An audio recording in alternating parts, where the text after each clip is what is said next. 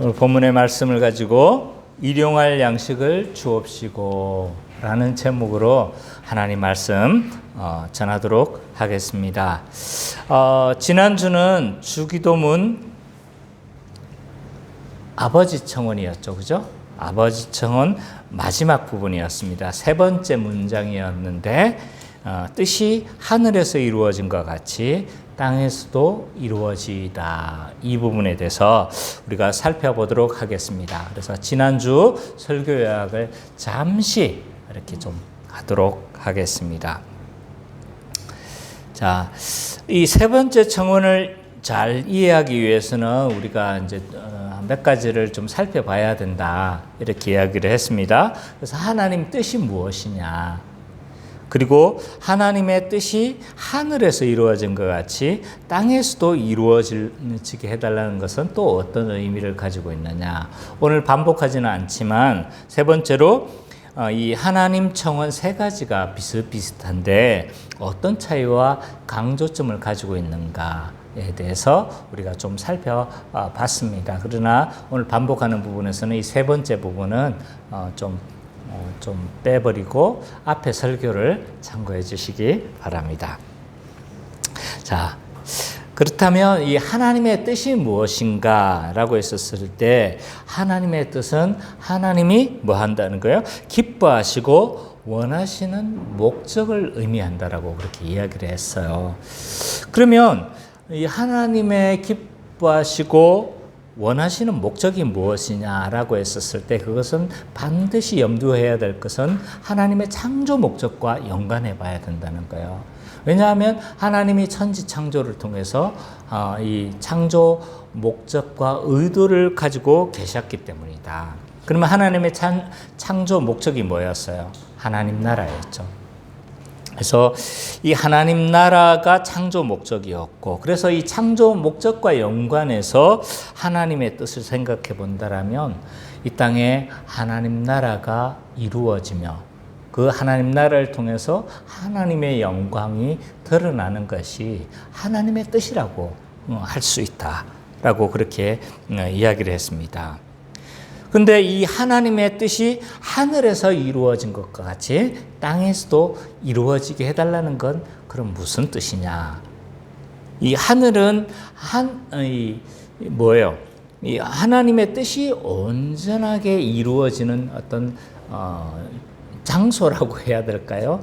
그래서 하나님의 뜻이 온전하게 하늘에서는 이루어져요. 그래서 이런 묘사들이 굉장히 많이 있어요. 성경에 보면 요한계시록에서도 하늘이 새 예루살렘이 하늘에서 내려온다 이런 표현도 있고 굉장히 많은 표현들이 있는데 그래서 하늘에서 이루어진 것처럼 땅에서도 이루어지게 해달라는 것은 하늘에서 온전히 하나님 뜻이 이루어지는 것처럼 이 땅에서도 어떻게 해요? 온전히 하나님의 뜻이 이루어지게 해달라는 그런 간구라고 할 수 있다라고 이야기했어요. 그래서 이 세 번째 청원의 성격은 하나님 나라가 실현되게 해달라는 기도다. 실제적으로 하나님 뜻이 이루어짐으로 말미암아 하나님 나라가 실현되게 해달라는 그런 간구였다라고 그렇게 이야기를 했습니다. 그리고 이 세 번째 청원을 기도할 때 어떤 의미를 가지고 있느냐, 함의된 의미가 어떤 의미를 가지고 있느냐라고 했었을 때 첫 번째로 우리의 뜻이 아니라 하나님의 뜻이 이루어지기를 구하는 기도였다. 신자는 어떤 사람이라고 했어요? 자기의 뜻이 아니라 하나님의 뜻이 이루어지기를 뭐 할 수 있는 사람? 구하는 사람이다. 우리의 뜻도 있죠, 뭐. 우리가 이루고 싶은 욕망들, 우리가 추구하고 싶은 여러 가지 욕구들이 있죠. 그러나 이 욕구들을 접고 하나님의 뜻을 구하는 사람이 신자다라고 이야기를 했어요. 그리고 이 세 번째 청원을 할 때 어떤 또 의미를 함의하고 있느냐라고 했었을 때 하나님의 뜻에 성도가 어떻게 하겠다는 거예요? 순종하겠다는 서약이다. 순종하겠다는 결심을 담고 있는 의미도 있다라고 그렇게 이야기를 했습니다.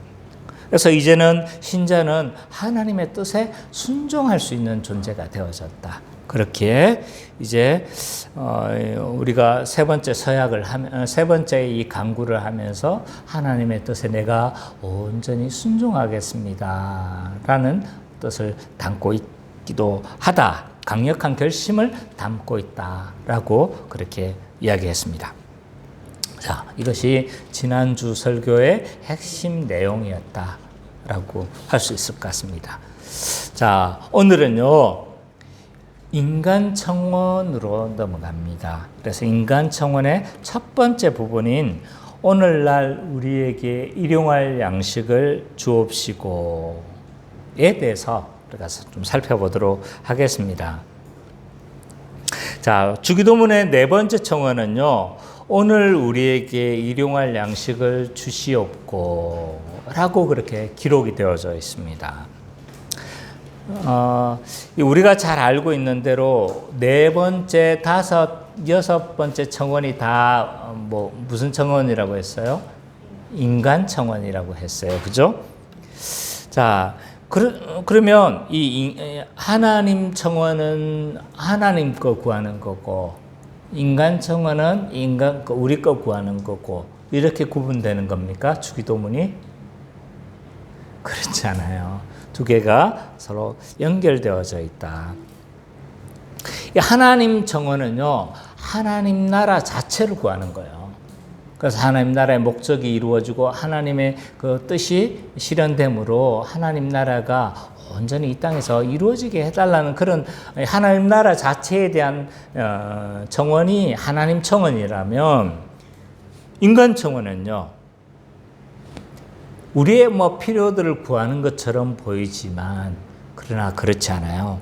하나님 나라 백성으로서 의로운 삶에 대해서 어떻게 의로운 삶을 살아갈 것인가, 그것을 간구하는 거죠. 그래서 우리가 서로 용서해달라고 간구를 하는 것이고, 또 뭐예요? 우리의 일용할 양식을 달라는 것이고, 또 뭡니까? 우리 가운데 죄를 사하여 달라고, 그렇게, 그래서 하나님 나라 백성의 의로운 삶을 간구하고 있는 것이다. 그래서 둘 다 하나님 나라를 구하는 것에 있어서는 동일하다.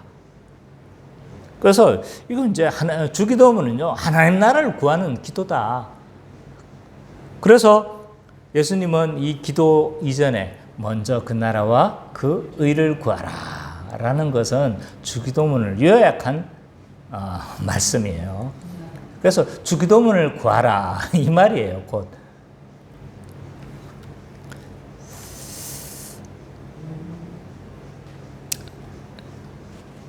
그래서 주기도문의 요약은 먼저 그 나라와 그의 의를 구하는 것이다 라고 할 수 있습니다. 자, 이 네 번째 청원을 그러면 우리가 좀 더 살펴본다라면, 이 네 번째 청원을 이해하기 위해서 먼저 우리가 알아야 될 것들이 있습니다. 뭐냐 하면, 이 일용할 양식이 무엇인지를 먼저 규정하는 것이 좀 필요할 것 같아요. 일용할 양식이 뭐냐 도대체. 우리가 그냥 우리 필요한 거지 뭐라고 말을 할 수 있는 거지만, 요 안에 담겨져 있는 몇 가지 함의된 의미를 우리는 살펴볼 필요가 있습니다. 자, 일용할 양식이라는 것은요, 사람이 살아가는데 필수적인 모든 것을 의미합니다. 먹을 것만 의미한다는 게 아니라는 거죠. 사람이 살아가면서 필요한 모든 것을 의미합니다. 인간이 양식 없이 살아갈 수 있습니까? 양식 없이 살아갈 수 있어요? 이 양식은 생존을 위한 필수 요소입니다. 필수 요소 중에서도 필수다. 아무리 람보르기니 차가 좋다 할지라도 기름이 없으면 어떻게 돼요? 소용이 없는 겁니다. 그냥 앉았다 일어나는 의자밖에 안 되는 거예요. 그래서 어디 자랑할 수도 없고, 이 람보르기니 안에 기름이 없으면 안 되는 거죠. 인간도 마찬가지예요. 아무리 하나님의 어떤 형상을 받고 우리가 이 땅을 다스리는 하나 귀한 존재로 우리가 지음을 받았다 할지라도 양식이 없으면 며칠 만에 죽고 맙니다. 굉장히 필요한 거죠. 생존을 위한 필수 요소다. 인간이 양식이 없으면 어떻게 되어질까? 한번 생각해 보신 적 있습니까? 네. 국가가 형성이 되지 않아요. 자, 이런 말이 있어요. 세속적인 말 중에 나라가 해줘야 될 것은 양식을 충분하게 공급하는 거다라는 말이 있어요. 그러니까 이 대통령이나 왕이 해야 될 최우선의 임무는요, 백성들이 풍성한 삶을 살 수 있도록 해주는 것이 이 왕과 대통령이 해야 될 최우선 과제예요. 이것만 있잖아요. 풍성하면 아무런 불만을 제기하지 않아요. 그래서 국가 운영이 안 돼요. 양식이 없으면. 얼마 전에 양식이 없어서 국가가 무너진 거 봤죠? 방글라데시가 무너졌습니다. 방글라데시가 막 완전히 전 국민이 다 일어서가지고 모두가 다 사퇴를 하고 내각이 바뀌어버렸어요. 그래서 대통령궁이 점령을 당했습니다. 이런 초유의 사태가 발생하는 거예요. 아무리 훌륭한 성악가라도 있잖아요. 밥 이틀만 굶어보세요. 노래 부르는 것 자체가 싫어요. 왜 노래 시켜? 왜 배고파 죽겠는데. 왜? 그리고 노래를 해도 완전히 엉망인 노래가 나오고 말 겁니다. 자, 선미자매 같은 아름다운 얼굴도 한 이틀만 굶어보세요. 어떻게 될 것 같아요? 꾀죄죄해집니다.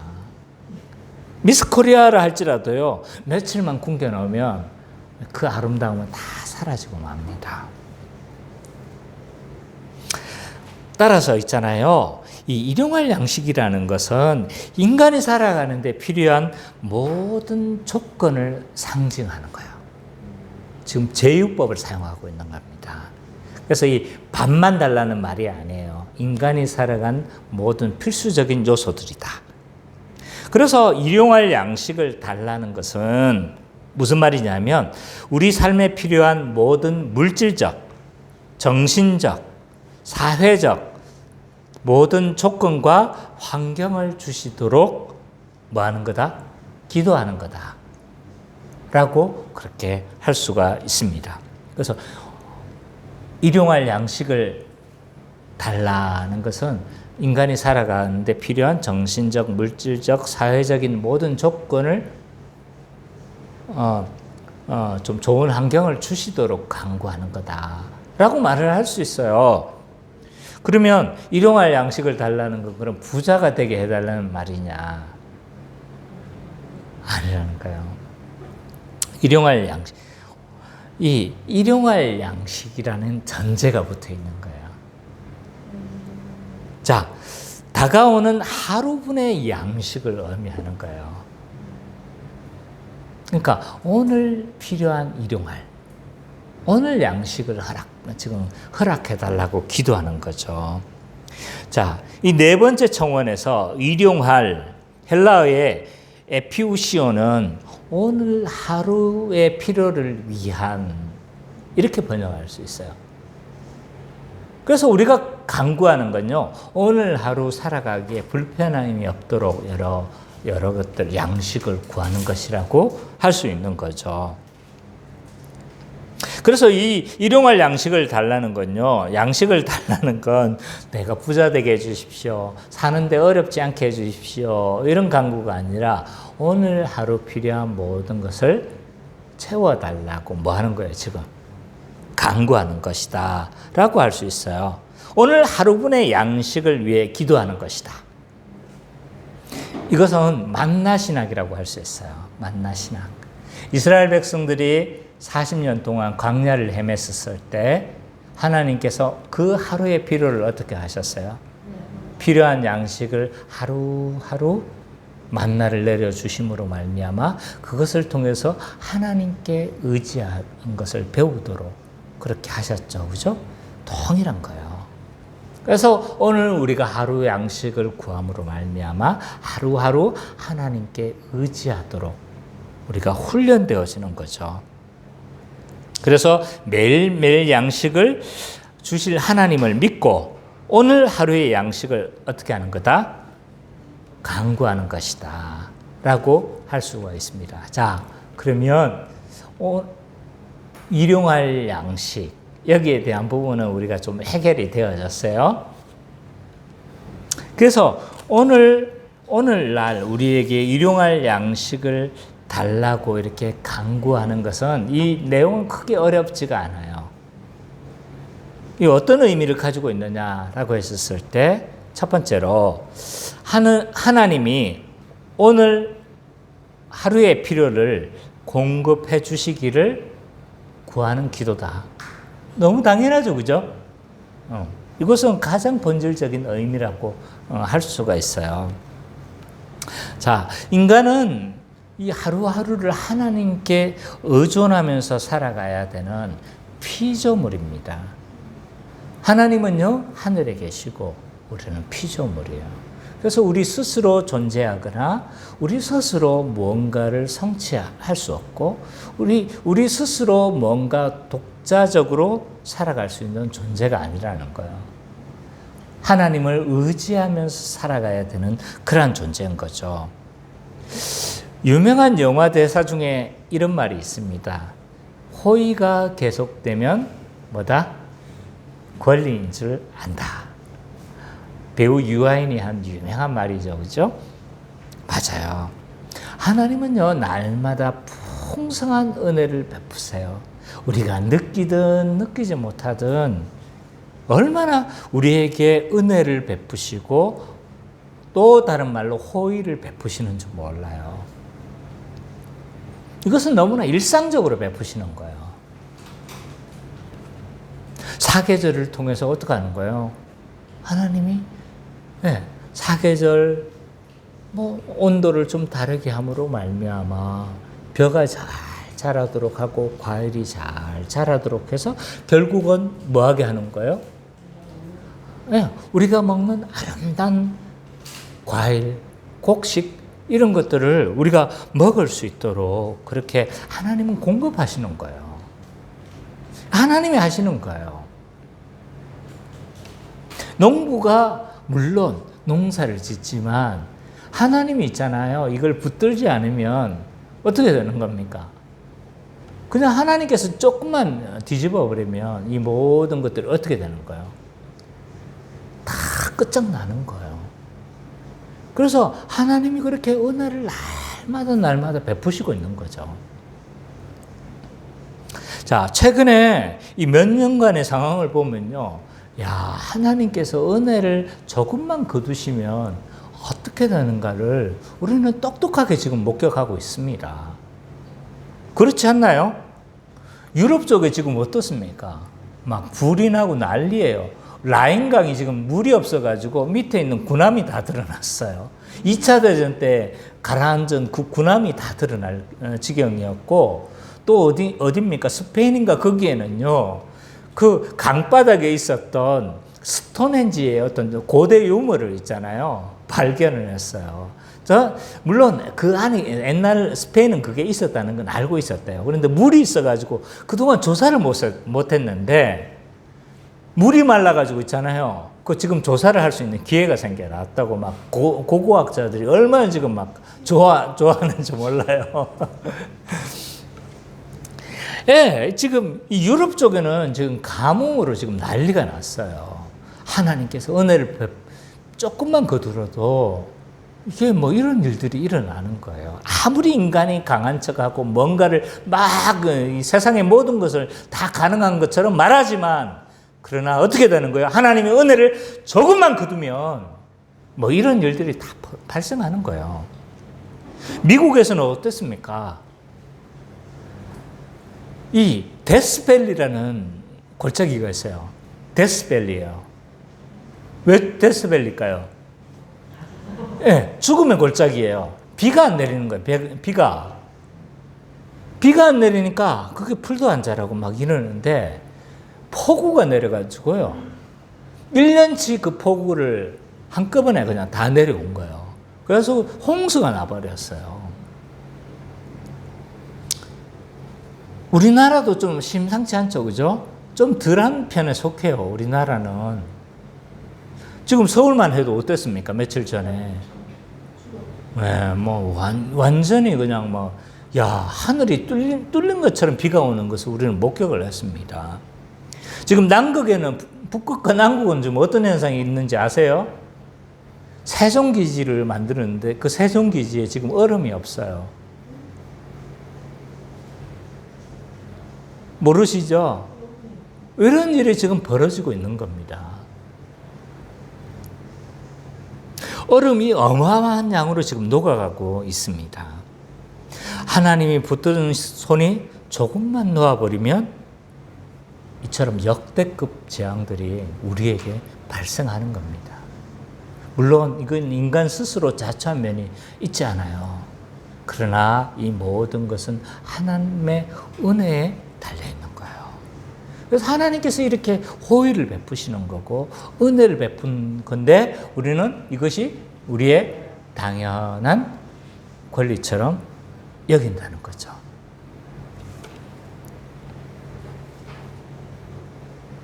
하나님의 권능의 손을 벗어날 수 있는 것은 아무것도 없어요. 그렇기 때문에 우리는 하나님께 어떤 존재다? 의존되어져 있는 이런 존재다. 하나님이 우리를 붙드시고 하나님이 우리를 보호하시고 있다. 라고 보호하고 계시는 것이 너무나 자명한 사실입니다. 그래서 하나님의 공급하심으로 살아가는 존재가 인간이다. 의존된 존재이기 때문에 어떻게 해야 되는 거예요? 오늘 필요한 것을 공급해 주시기를 간구하는 것은 너무 당연하겠죠, 그죠? 오늘 필요한 것을 하나님께 공급해 달라고 기도하는 것은 너무나 당연한 일입니다. 그래서 이 주기도문은요, 예배 때만 마친 기도로만 쓰이는 기도가 아니에요. 주기도문은 일상의 기도이다. 오늘 하루 우리에게 은혜를 베풀어 달라고, 오늘 하루 우리에게 일용할 양식을 달라고 간구하는 일상적인 기도라고 할 수가 있습니다. 그래서 우리 일상에서 주기도문을 한번 외워보신 적이 있나요? 예배 때 외에는 우리는 잘 하지 않아요. 그죠? 물론 이것을 담고 우리는 기도는 하죠. 주기도문의 내용을 담고 기도를 하지만, 그러나 이 주기도문은요, 예배 시에만 사용하는 것이 아니라 일상의 기도예요. 일상의 기도.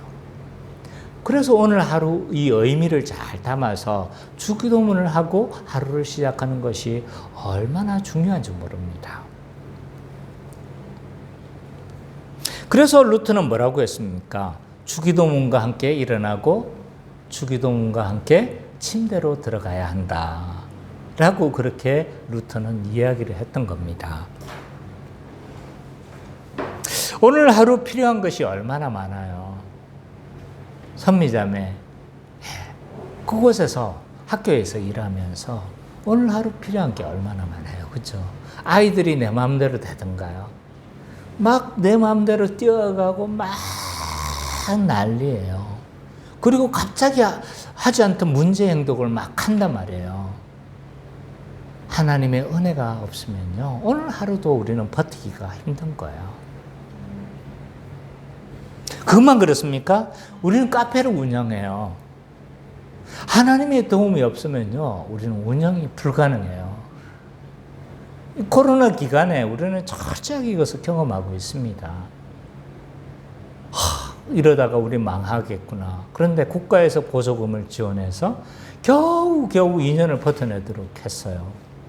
이러다 망하는 거 아닌가? 이러다가 우리 마이너스로 돌아가는 거 아닌가 하면 갑자기 한 사람이 딱 들어와가지고 바리스타를 문의를 하면서 그러면 세 사람 내가 한번 데려와 볼게요. 해가지고 갑자기 세 사람이 등록을 해서 갑자기 그날 재정이 채워지기도 하고, 이렇게 있잖아요. 하나님의 은혜가 없으면 오늘 하루도 우리는 버텨내기가 힘든 겁니다. 우리 고딩은 어떨까요? 하나님의 은혜가 없으면 될까요? 아니죠. 우리는 오늘 하루하루를 있잖아요. 하나님께서 도와주시지 않으면 우리는 정말 제대로 살아갈 수 없는 그러한 존재입니다. 그렇기 때문에 오늘 우리는 일용할 양식을 간구하면서 오늘 하루의 모든 필요를 공급해 주시기를 우리는 기도하며 간구해야 합니다. 자, 또 오늘날 우리에게 일용할 양식을 달라고 간구하는 것은 어떤 의미를 포함하고 있느냐라고 했었을 때 우리의 생명이 전적으로 하나님께 의존함을 신앙 고백하는 것을 포함하고 있습니다. 그래서 우리가 오늘 일용할 양식을 달라고 기도하는 것은요, 내가 하나님께 전적으로 의존합니다 라고 신앙 고백하는 행위라는 거예요. 주기도문의 간구, 특히 이 사고백은요, 그 자체로 대단한 신앙 고백적 의미를 가지고 있습니다. 이 모든 것이 하나님께 달려 있습니다. 내가 하나님께 의존할 수밖에 없습니다 라는 신앙 고백적 의미를 내포하고 있어요. 포함하고 있어요. 그래서 전적으로 내가 하나님께 의존하며 살아갈 수 있다는 걸 겸손하게 인정하는 행위라는 거예요. 우리 은찬이가 있잖아요. 어제 갑자기 전화가, 어제였던 것 같아요. 갑자기 전화를 해가지고, 이렇게, 아빠! 왜? 이놈이 뻔해요. 전화를 하면 뭔가를 요구하려고 하는 게 뻔해. 그래. 왜? 내가 방어적인 자세로 왜? 그렇게 했죠. 그러니까 아빠 잠이 너무 와서 죽겠어. 나 지금 커피를 먹어야 되겠는데 3,000원 보내줘. 나 내려갈게. 돈 보내달라는 거예요 지금. 나 급하니까 빨리 돈 보내달라. 제가 어떻게 했을까요? 보낼 수밖에 없었어요. 잠이 온다는데, 잠 깨가지고 공부하겠다는데, 안 줄 수가 있나요? 그죠? 그래서 이 3,000원 달라고 독촉을 하니까 제가 돈을 줬습니다. 투덜투덜 하면서도 제가 줬어요. 왜? 제가 아버지니까. 쟤는 나를 의존하고 있는 거예요. 굶어 죽을 때까지 요구하지 않는다면 은찬이가 그럴 리가 없지만 그거는 아버지됨을 인정하지 않는 행위예요. 맞죠? 그죠? 그래서 구하는 것 자체가 아빠를 아빠로 인정하는 거고, 내가 그냥 아버지께 지금 의존하고 있다는 걸 보여주는 거잖아요. 그죠? 우리가 있잖아요. 일용할 양식을 달라고 하는 것은요, 신앙 고백이에요. 신앙 고백. 우리의 신앙이 전적으로 하나님께 의존함을, 내가 하나님께 나의 목숨줄이 달려있고 내가 하나님을 의지할 수밖에 없다는 그런 신앙 고백을 담고 있다는 거예요. 자, 마지막 세 번째로, 또 오늘날 우리에게 일용할 양식을 달라고 간구하는 것은요, 날마다 우리를 돌보시는 아버지 하나님을 신뢰하는 기도예요.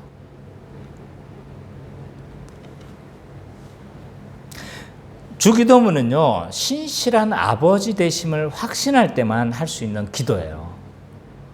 아버지라는 것을 믿고 신실하게 나를 보살피고 나를 붙드시고 있다는 것을 믿는 사람만이 하는 기도다. 하나님은 날마다 우리의 필요를 공급하시겠다고 약속했어요. 마태복음 6장 31절, 32절, 바로 근처에 있는 본문이니까 한번 볼까요? 마태복음 6장 31절, 32절.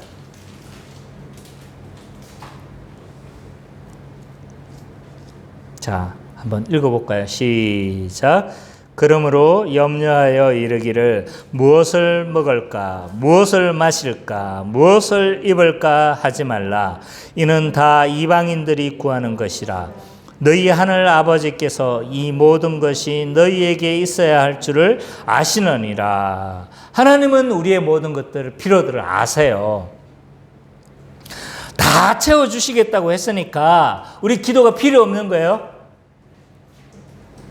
이 본문의 방점이 뭐예요? 지금 어디에 방점이 있는 거예요? 기도하지 말라는 것에 방점이 있는 겁니까? 염려하지 말라는 것에 방점이 있는 겁니까? 염려하지 말라는 것에 방점이 있는 거예요. 이걸 오해해가지고 하나님 다 다 아시니까 기도 안 해도 된다. 이렇게 아주 멍청한 말을 하는 사람들이 있어요. 그렇지 않습니다. 여기에서 이 본문의 방점은요, 염려하지 말라는 것에 방점이 있는 거예요. 그렇기 때문에 본문 성경에 곳곳에서 기도하라고 말하고 있잖아요. 주기도문이 기도하라고 하는 거 아니에요. 그죠? 그래서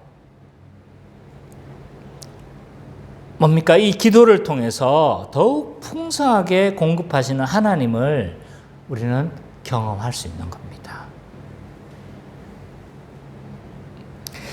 그래서 일용할 양식을 달라는 것은요, 날마다 우리를 돌보시는 아버지 하나님을 신뢰하는 행위다 라고 할 수 있는 거죠.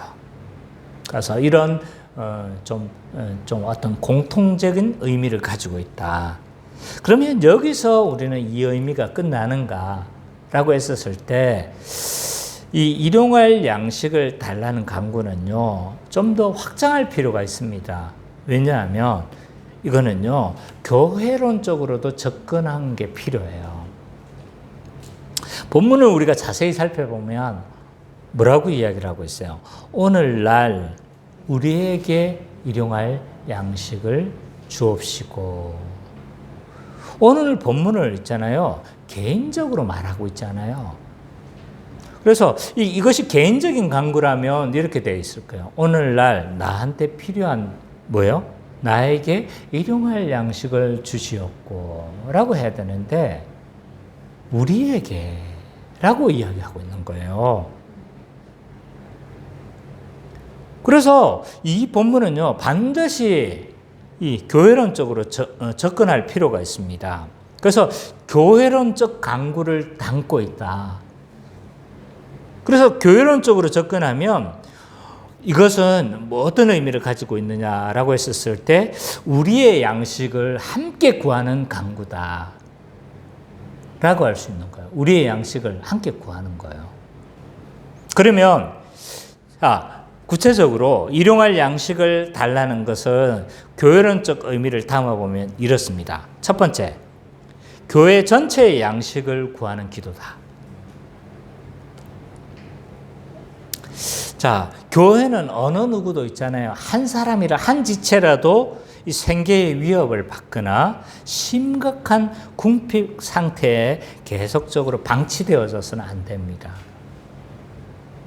왜냐하면 이제는 우리가 각자의 존재가 아니기 때문입니다. 그래서 에베소서에서는 한 세 사람이다, 한 가족이다 라고 이야기를 하고 있어요.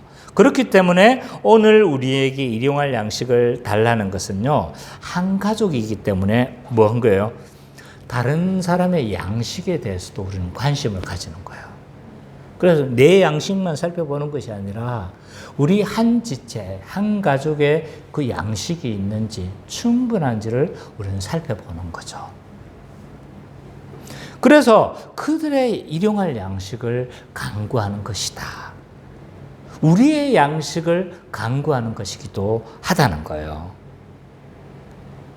그래서 우리 한 가족 된 사람들이 혹여나 극심한 궁핍이나 어려움을 겪지 않게 해달라고 강구하는 것이기도 하다는 거예요. 자, 이런 사람이 기도만 하겠습니까? 이런 사람이 기도만 하면 됐지 이렇게 하겠습니까? 이 사람이 극심한 궁핍에 겪지 않도록 일자리도 알아봐 줄 거예요. 그죠? 뭐 오늘 하루만 먹일 양식만 오늘 밥만 해주려고 하겠습니까? 그래서 이 사람이 극심한 궁핍에 겪지 않도록 일자리도 그 사람의 상황에 맞는 일자리를 알아봐 주기도 할 거고, 또 이 사람이 너무 극단적인 어려움에 처하면 구제를 어떻게 하기도 할 수 있을 겁니다. 그래서 일용할 양식을 달라는 강구의 교회론적 의미는요, 교회 전체의 양식을 강구하는 것이다 라고도 할 수 있어요. 또한 일용할 양식을 달라는 것은 또 다른 교회론적 의미가 있어요. 그건 뭐냐면 자신에게 주신 양식을 교회와 함께 나누겠다는 서약이기도 하는 거예요. 나에게 주신 양식이 어떨 경우는 조금 넘칠 수도 있잖아요. 그죠? 그래서 이 자신에게 주신 양식을 교회와 함께 나누겠다는 서약이기도 하다는 거예요. 그 서약을 우리는 뭘로 하고 있는 겁니까? 지금 11조로 하고 있는 거예요. 그래서 일상적인 상황 가운데서 우리는 11조를 통해서 뭐 하는 겁니까? 서로 자신의 양식을 함께 나누고 있는 거죠. 한 몸인 교회로서 서로가 가진 양식을 나누어서 가난한 지체에게 일용할 양식이 부족하지 않도록 하겠다는 그러한 소원이기도 합니다. 평균케 하겠다는 거예요. 이것이 이미와 아직을 살고 있는 하나님 나라 백성이 가져야 될 삶의 방식이다. 초대교회가 이렇게 하지 않았습니까? 부자들은 가난한 자들을 위해서 밭을 팔아서 구제를 했습니다. 그래서 초대교회는 가난한 자들이 없었다라고 이야기를 하듯이 오늘날 교회 안에서도 가난한 자들이 극단적으로 어려움을 겪는 자들이 없도록 해야 합니다. 물론 이것이 실행되는 과정에서 여러 절차와 순서들이 필요합니다. 그러나 이것을 오늘 할 수 있는 이것을 우리가 공부하는 시간이 아니기 때문에 언론적인 이야기들만 지금 하고 있는 겁니다. 그렇기 때문에 그래서 우리가 일용할 양식을 달라고 기도하는 것은요, 내가 나에게 주신 그 양식을 함께 나누겠다는 서원이기도 하다라는 의미를 가지고 있습니다. 자, 지금까지 주기도문이 특별히 이 네 번째 청원이 가지고 있는 의미가 어떤 것인지에 대해서 우리가 좀 몇 가지들을 살펴봤어요. 그래서 공통적인 의미 세 가지와 교회론적 의미 두 가지를 우리가 좀 살펴봤습니다.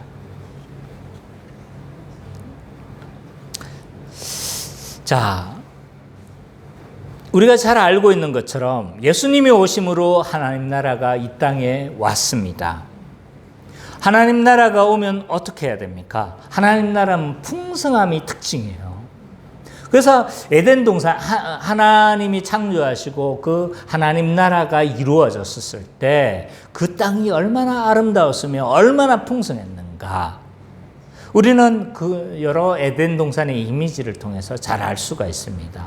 그래서 얼마나 풍성했냐면 뭐라고 이야기를 해서 마음껏 먹어라, 마음껏 취해라, 그렇게 이야기를 하고 있는 거예요. 그리고 이 풍성함이 있잖아요. 에덴 동산의 묘사에서도 드러나는 거예요. 보석으로 표현하고 있죠. 그죠? 그래서 보석이 곳곳에 넘쳐나는 거예요.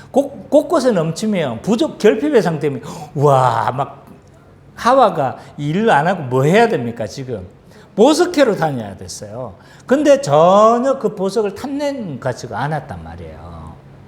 그만큼 보석이 그렇게 풍성했음에도 불구하고, 물론 그것은 실제적 보석이 아닐 수도 있습니다. 그러나 하나님 나라의 풍성함이 그렇게 상징되어져 있는 것이라고 할 수 있습니다. 그래서 얼마나 풍성했는지 몰라요. 그래서 하나님 나라는 이 에덴의 하나님 나라는 풍성함을 특징으로 하고 있어요. 그러면 이 땅에 하나님 나라가 왔으면 왜 일용할 양식을 구해야 하는가? 풍성함이 특징인데, 이 일용할 양식을 달라는 것은 결핍하기 때문에 간구하는 거잖아요. 맞잖아요, 그죠? 결핍하기 때문에 간구하는 건데, 이 하나님 나라가 왔으면 왜 우리는 이 간구하는 겁니까? 이거? 일용할 양식을 구하는 거예요? 그렇죠. 이미와 아직의 긴장 가운데 있기 때문에, 이미 하나님 나라가 왔지만 완성이 되지 않았기 때문에 우리는 이미와 아직 사이의 그 긴장 가운데 우리는 살아가고 있기 때문에 지금 여전히 결핍의 상태를 여전히 우리는 경험하고 있는 거예요. 물론 교회를 통해서 우리가 풍성하게 서로 나누고 이렇게 되어지면 우리 이 결핍이 사라져요. 가난한 자들이 없어져요. 그러나 다 이렇게 되어지지 않을 수도, 역동적이기 때문에 어떤 경우는 여전히 결핍한 상태로 살아가는 사람들이 여전히 존재할 수도 있다는 것을 우리는 알아야 합니다. 그래서 우리는 이미와 아직을 살아가고 있기 때문에 우리는 여전히 구할 수밖에 없다는 거예요. 만약 이 요한계시록에서 말하고 있는 새하늘과 새 땅이 이루어졌다면요, 우리는 더 이상 간구할 필요가 없어요. 일용할 양식을 달라고 우리는 기도할 필요가 없는 거죠. 우리가 기도하는 이유는요, 오늘 우리에게 일용할 양식을 달라고 기도하는 이유는 이미와 아직의 그 긴장 가운데 발생하는 간구라는 거예요. 따라서 우리가 이미와 아직의 여러 긴장 가운데 우리가 살아가고 있기 때문에 우리에게 일용할 양식을 달라고 간구함으로 말미암아 하나님께서 우리의 모든 필요한 것을 공급해 주심을 믿고 그렇게 살아가는 것이고, 또 하나님이 우리의 생명이 전적으로 하나님께 의존되어져 있음을 신앙 고백하면서 우리는 이미와 아직을 그렇게 살아가고 있는 것입니다. 근데 오늘 우리가 일용할 양식을 간구하지 못하게 하는 것은 무엇인가? 이렇게 우리가 결핍 상태를 살아가면서도 우리는 결핍 상태를 살아가면 하나님의 자녀라면 오늘 우리에게 일용할 양식을 달라고 간구해야 되지 않겠습니까? 그렇죠, 그죠? 오늘 일용할 양식을 간구합니까? 정말 간구하고 있습니까? 어때요? 많은 사람들이 그렇게 간구하면서 살아가야 하지만 그럼에도 불구하고 간구하지 않는 여러 이유들이 있다는 거죠. 제가 보기엔 그 중에 하나는 뭐냐면 무엇을 먹을까, 무엇을 입을까에 대한 염려 때문인 거예요. 염려. 이 염려한다는 건요, 일용할 양식을 주시는 하나님을 신뢰하지 못하기 때문에 발생하는 거예요. 하나님이 주신다고 생각하지 못하는 거예요. 믿지 못하는 거예요. 그러니까 어떻게 하는 거예요? 염려하는 거예요. 염려.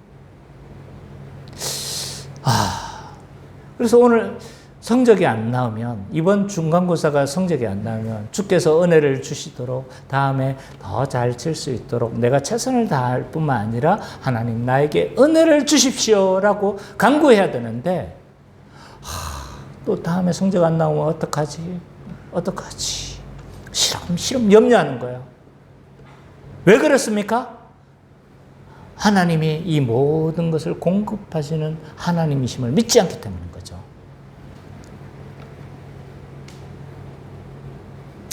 이 염려하는 건요, 믿음의 결여에서 발생하는 거예요.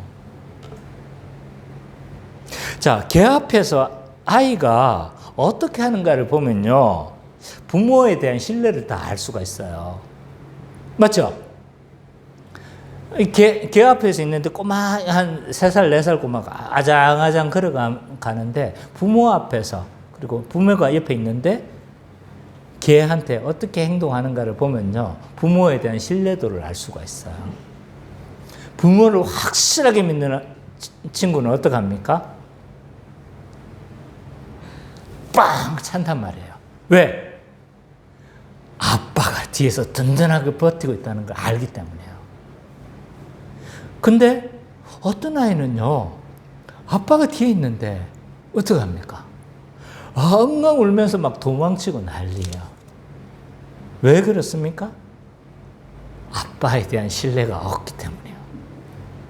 아빠가 구해줄 것이라는 이런 확신이 분명하지 않기 때문인 거예요.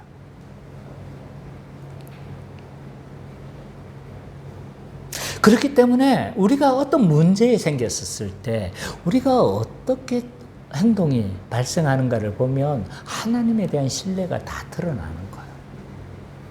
바람이 불어보면요, 하나님에 대한 나의 믿음이 어떠한지가 분명하게 드러납니다. 비가 오고 홍수가 오면요, 우리가 하나님에 대한 그 의지, 하나님에 대한 그 믿음, 신뢰가 어떠한지가 다 드러나는 거예요.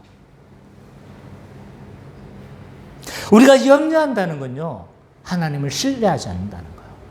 믿음의 결여에서 발생하는 거예요.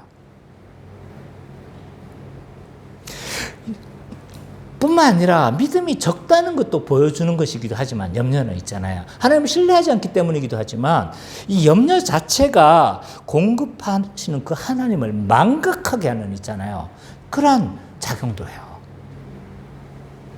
그런 힘을 가지고 있어요. 이 염려는요, 신앙의 블랙홀이에요. 블랙홀. 한번 염려에 빠지기 시작하면요, 모든 걸 다 빨아드는. 뒤에 역사하시는 하나님도 막 안 보이는 거예요, 그냥. 그래서 모든 우리의 신앙, 하나님에 대한 지식, 하나님에 대한 그 우리의 신뢰감들이 있잖아요. 다 굴절시켜버려요. 이런 염려에 쌓이면요, 이 네 번째 청혼의 교회론적 의미도 다 무력해져 버립니다. 나에게 주신 그 양식을 다른 사람과 함께 나누겠다라는 소원을 담고 있다고 했잖아요. 근데 염려에 빠지면 하겠습니까? 안 하겠습니까? 왜 안 해요? 네, 지금 내가 내 코가 석자인 거예요. 내 코가 석자. 집도 사야 되고, 뭐도 해야 되고. 근데 집 사고 나니까, 저기는 60평인데, 내 지금 너무 뒤처지는 거 아닌가? 또 염려에 빠져가지고 60평으로 또, 근데 60평에 가니까 100평짜리가 보이네? 또 염려에 쌓이고, 막 이러는 거예요. 이러한 염려는요, 호련히 찾아옵니다. 호련히 찾아와요. 우리가 믿음에 견지했다가도 있잖아요. 어느 순간, 순식간에 훅 다가옵니다. 갑자기 친구가 집을 사는 걸 보면요, 내가 이러다 뒤처지는 거 아닌가. 막 이런 염려가 생기는 거예요. 친구가 주변에서 친구들이 막 결혼을 하고 막 다 안정된 상황을 딱 이뤄가니까, 내가 이러다가 뒤처지는 거 아닌가? 뭐 이런 염려에 갑자기 호련히 찾아오는 거예요. 이 목회자가 은퇴하면서 있잖아요, 폐지를 줍는 것을 본 거예요. 그 순간 목회자가 이 염려가 호련히 찾아오는 거예요. 그래서 내가 노후를 준비를 해야 되는데 정상적으로 준비하는 것이 아니라 막 교회에 떼를 쓰기 시작하는 거죠. 그래서 안 주면, 이만큼 안 주면 내가 안 나가겠다고. 그럼 그런 돈이 없으면 어떡합니까? 후임을 막 해가지고 막 그런 수가 있단 말이에요. 다 염려에서 발생하는 일들이에요. 친구가 주일에 이렇게 막 안 쉬고 공부하는 걸 본 거예요. 근데 그 친구가 막 요번 2등급이었는데, 나 같이 2등급이었는데 1등급으로 올라갔네? 야, 내가 주일날 아빠 때문에 참석 안 할 수는 없고, 예배 드리면서도 막 염려에 쌓여 있는 거예요. 그 놈이 지금 공부하고 있을 텐데, 그 놈이 지금 앞서가고 있을 텐데.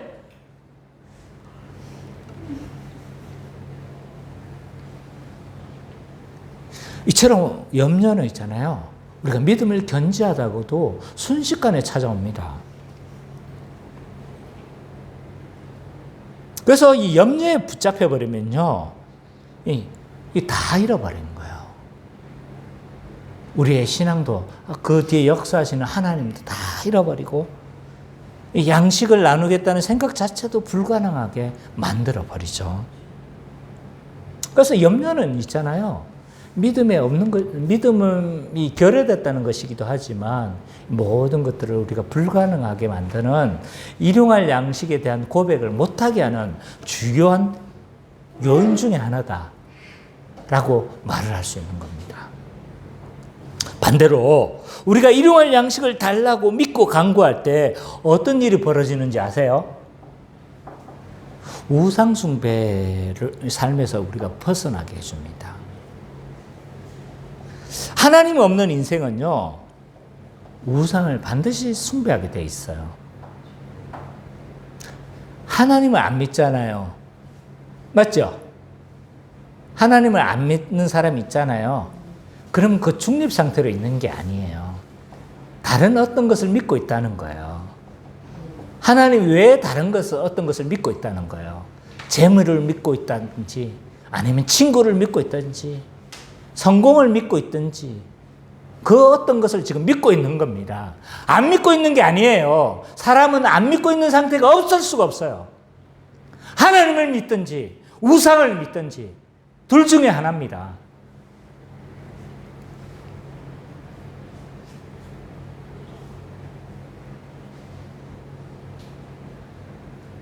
그래서 이 사람은요, 염려에 쌓이는 거예요. 우상을 믿고 있는 사람은요, 염려에 쌓여서 뭐 하는 거예요? 더더욱 안정을 추구하기 위해서 자기가 재물이 우상인 사람은 어떻게 하는 거예요? 더더욱 안정감을 쌓기 위해서 재물을 계속 땅에다 쌓는 거예요, 이게. 그래서 성경 말씀이 다 맞아요. 재물을 땅에다 쌓는 거예요. 왜? 자기의 안정을 위해서. 염려로 인해서 자기의 불안을 달래줄 그 어떤 것을 위해서 자기가 섬기고 있는 것을 계속적으로 추구해 나가는 거예요. 이게 우상숭배예요. 우상숭배. 성경은요, 이걸 우상숭배적 삶이다 라고 그렇게 이야기를 하고 있습니다. 그런데 우리가 주기도문을 믿고 특히 일용할 양식을 간구한다는 건 어떤 의미예요? 하나님이 공급하심을 믿고 뭐 하는 거예요, 지금? 그 공급을 기대하는 거잖아요. 그리고 하나님이 나의 피난처시고, 하나님이 나는 하나님께 의존되어 있으며, 하나님께 모든 것을 내가 의지하며 살아간다는 것을 신앙 고백하는 거잖아요. 그러니까 뭐 할 수 있는 거예요? 이 우상숭배적 삶을 벗어날 수 있게 해주는 거죠. 그래서 이 네 번째 청은, 특별히 일용할 양식의 간구는요, 우상숭배적 삶을 벗어나게 해줍니다. 결론적으로 우리의 모든 일용할 양식의 근원은 예수 그리스도십니다. 예수님이세요. 예수님은 자신을 생명의 떡으로 묘사를 하고 계십니다. 그죠? 요한복음에 그렇게 묘사하고 있죠. 물론 이 비유는 우리가 예수 그리스도를 먹고 마심으로 주어지는 영적인 생명에 대해서 말하고 있는 것이기도 합니다. 그러나 예수님은 만물을 주시고 만물을 다스리시는 주이십니다. 모든 것을 다스리시는 주님이세요. 그래서 이 예수님이 자신을 생명의 떡이라고 말하는 것은요, 물론 영적인 의미도 가지고 있지만 우리의 모든 풍요함의 근원이 되시라는 표현으로도 충분하게 우리는 이해할 수가 있습니다. 우리의 모든 필요를 공급하실 수 있는 분이세요. 그렇기 때문에 우리가 간구하는 거 아닙니까? 그래서 이것을 우리가 믿기 때문에 오늘 하루도 어떻게 하는 거예요? 하나님의 백성은 이것을 믿으면서 오늘 우리에게 일용할 양식을 달라고 우리는 그렇게 간구하며 살아가는 겁니다. 그리함으로 하나님이 모든 것을 공급하시고 우리의 생명이 전적으로 하나님께 의존하며 그렇게 살아간다는 것을 신앙 고백하며 살아가는 우리 기쁨의 교회 모든 성도님 되시기를 간절히 축원합니다.